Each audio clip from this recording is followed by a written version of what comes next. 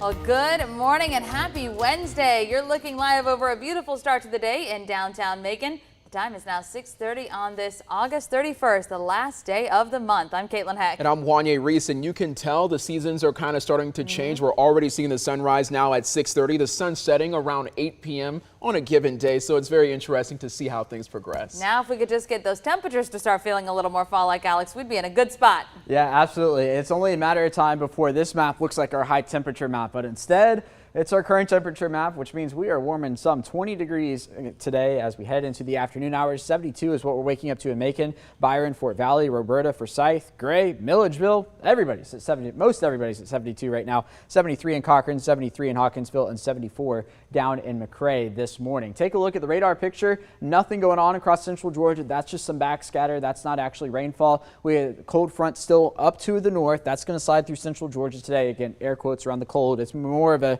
dry front, if you will, with a lot drier air behind it. Temperatures behind the front are still going to be in the 80s. Today, look for a high temperature right around 92 with a 30% chance rain. Those heat index values, though, they're going to be in the upper 90s at times this afternoon. Could even touch the triple-digit mark in terms of what it feels like outside. And like we were just talking about, the sunrise, yeah, 7:09 is when it officially comes above the horizon. That's only going to continue to get later as we get into the weeks ahead. We've got on and off rain chances over the next few days. The models are back and forth on this lower humidity. I'll show you what Future View is showing in terms of if we could get some drier air in here. All that comes your way in just a few minutes.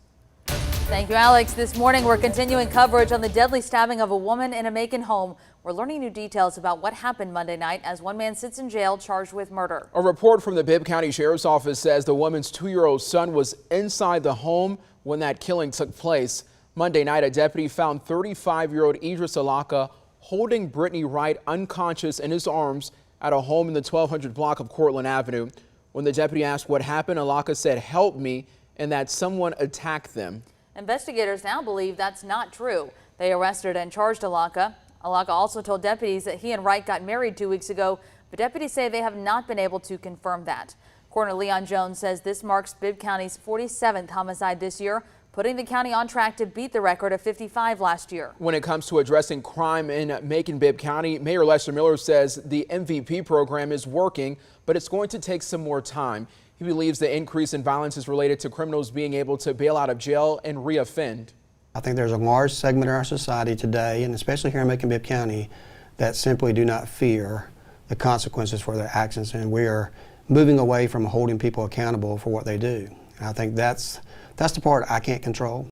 Now, the Bibb County Sheriff's Office is addressing this year's homicide, saying they're focused on bringing the suspects to justice so that the families can get some closure. They also ask that the community comes together in an effort to combat the problem. It's now 6:33. A Telfair County woman will now spend 5 years in prison after a fraud scheme involving COVID-19 relief funds. The U.S. Attorney's Office for the Southern District of Georgia says 34-year-old Shakina Hamilton previously pleaded guilty to conspiracy to commit an offense against the U.S. government. She admitted to helping others fraudulently apply for Paycheck Protection Plan relief under the CARES Act and to receive kickbacks for her help. A judge ordered Hamilton to pay over $2.5 million in restitution and to serve 3 years of supervised release after completing her prison term. Let's get you to your state news now. A federal appeals court says a civil lawsuit in an Atlanta area deadly shooting case can go to trial. The lawsuit deals with officers accused of using excessive force.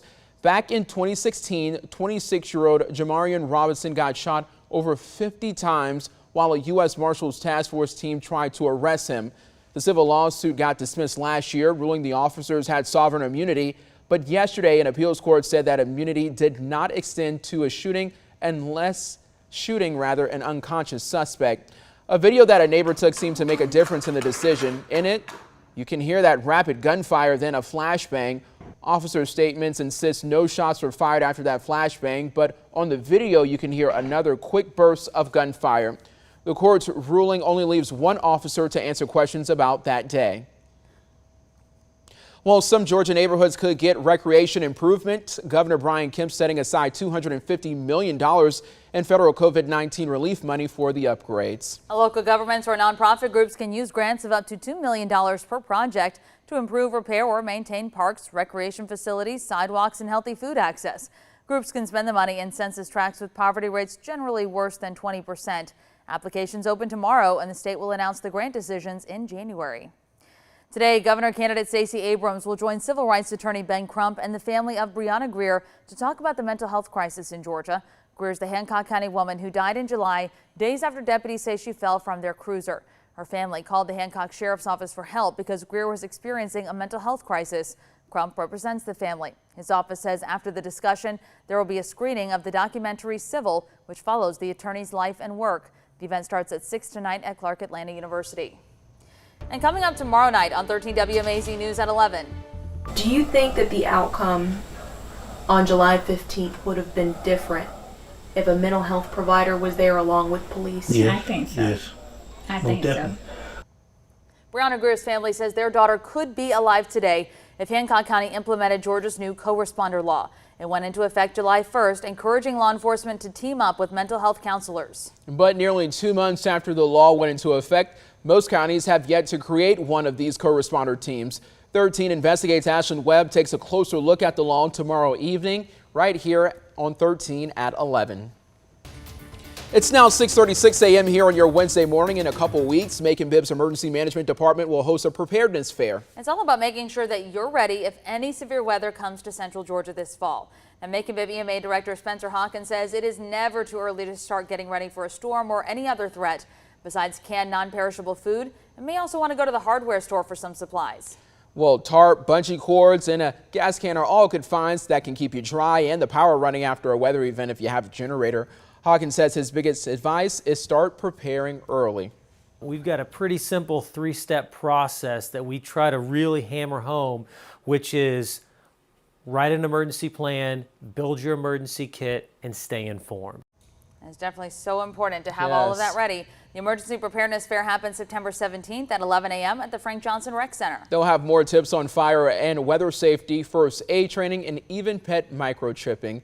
It's now 6:37 a.m. here on your Wednesday morning. It's always a good idea to make sure that you have the 13 WMAZ mobile app downloaded on your phone. You'll get news updates and, of course, any weather updates as far as weather. Absolutely, especially when you don't have power, you can still turn to that for all those weather alerts. Yes, and you're getting information from Ben, Taylor, Jordan, myself, somebody, a meteorologist who's touching the information. You're not getting just raw computer data. So you can trust that app, and we'll always be there to make sure that you have the latest on what's going on here in central Georgia. Speaking of which, we hit 92 yesterday. It was 1 degree above the average high of 91 for this time of year. The record yesterday was 100, set back in 1948. So yeah, it was hot, but it wasn't that hot. There's a live look across downtown this morning. The sun beginning to come up, officially sunrise about 9 minutes after 7 this morning. Temperatures across the area were in the low 70s, 72 in Macon, 73 Warner Robins, 75 in Soperton, 75 in McRae, and 72 in Gray. Excuse me, that's 74 down in McRae this morning. Now, backscatter on the radar picture, that's not actually rain falling.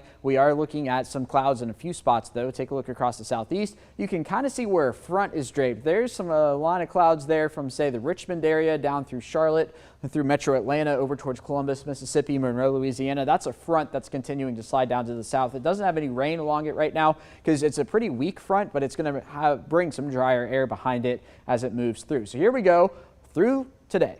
Here's future view through the morning hours on into the afternoon. Notice the wind shifting coming out of the north. That's the front coming through, and you can kind of see where the front is situated. There's the northerly winds here. Here comes the southerly wind. So there's that boundary right in there. That boundary is going to be the focal point for these showers and storms to develop this afternoon. So generally speaking, the better chance of rain is coming down to the south today. There's 9 p.m. still a few showers hanging around, maybe even a few through the overnight hours. Then for tomorrow, we flip the script a little bit. Starting the shower and storm activity right around the noon hour. Notice the southerly wind is going to pull its way north just a little further. That's the front stalling out, beginning to come back north a little bit. That means we have the threat for showers and storms, maybe even a couple strong ones tomorrow evening. Then once we get into Friday, we'll be watching this forecast carefully for Football Friday night. It does look like we're going to have showers and storms in the area, so that's going to be the third week of that for the third week of the season. We do have a rain chance each day of about a 30% chance of rain today. That's up to 60% for tomorrow. Yesterday, I think we had that at like 20%, so we've upped that a lot. 40% for Friday, and for Saturday, 60% for Sunday.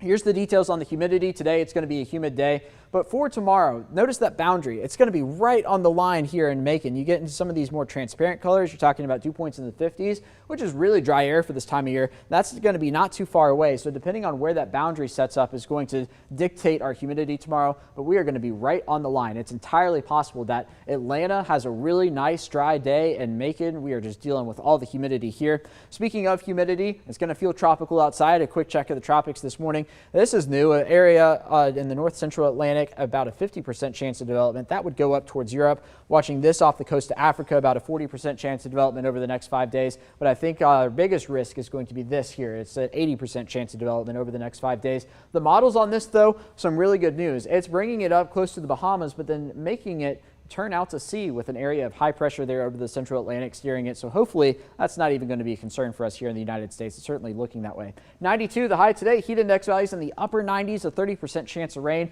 and then into the next 7 days. 91 for tomorrow, the first day of September. A 60% chance of rain, keeping that 40% chance of rain around into the holiday weekend on Friday and Saturday, upping that to 60% for Sunday, and the Labor Day itself, about a 40% chance of rain with a high of 87.